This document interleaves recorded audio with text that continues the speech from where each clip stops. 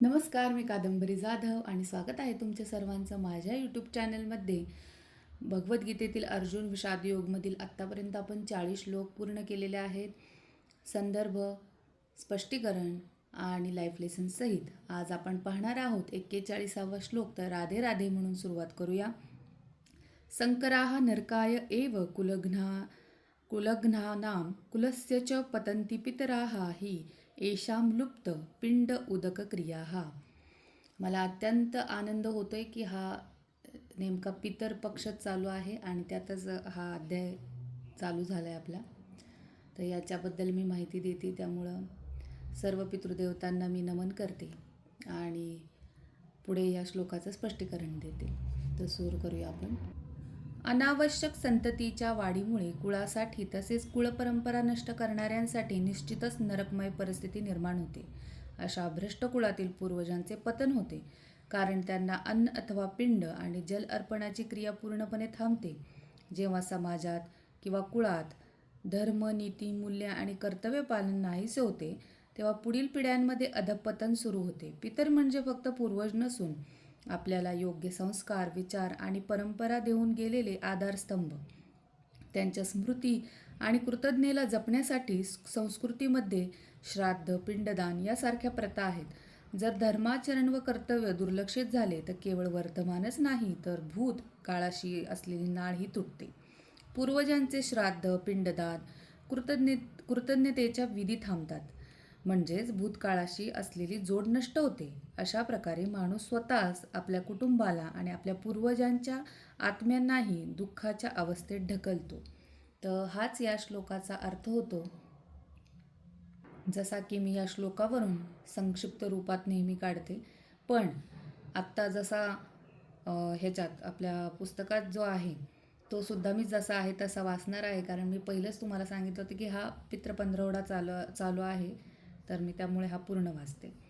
सकाम कर्माच्या विधिविधानांनुसार कुळातील पूर्वजांना ठराविक वेळी जल आणि पिंडदान करणे आवश्यक असते.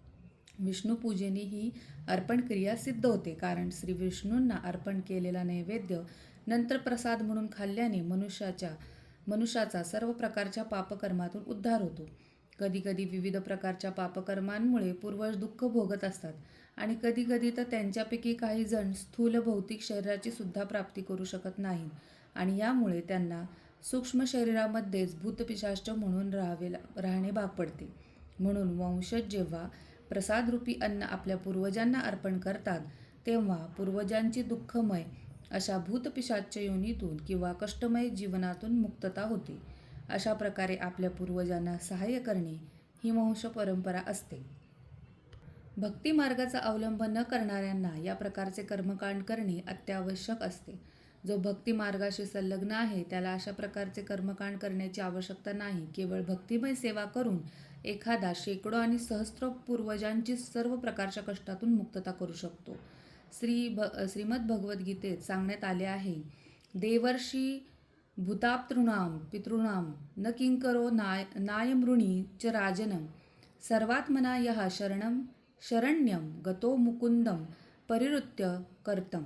ज्याने सर्व प्रकारच्या बंधनांचा त्याग करून मोक्षदात्या श्री मुकुंद यांच्या चरणकमलांचा आश्रय घेतला आहे आणि पूर्ण प्रामाणिकपणे आणि गांभीर्याने भक्तिमार्गाचा अंगीकार केला आहे, त्याच्यावर देवी देवता, ऋषी मुनी, इतर जीव, कुटुंबातील सदस्य, मानवता आणि पूर्वज यांच्या संबंधीची कोणतीही कर्तव्ये किंवा ऋणे फेडण्याची बंधने राहत नाहीत. पुरुषोत्तम श्री भगवान यांची प्रेममयी सेवेद्वारे भक्ती केल्याने अशा सर्व कर्तव्यांची आपोआपच पूर्तता होते. तर पुस्तकात जसं दिलेलं आहे तसं तात्पर्य मी इथे वाचून दाखवलेलं आहे आणि आपण इथेच थांबू. याच्यावरून काय लाईफ लेसन मिळतो ते आपण पुढच्या व्हिडिओमध्ये बघू. तोपर्यंत राधे राधे, धन्यवाद. ओम नमो भगवते वासुदेवाय नमः.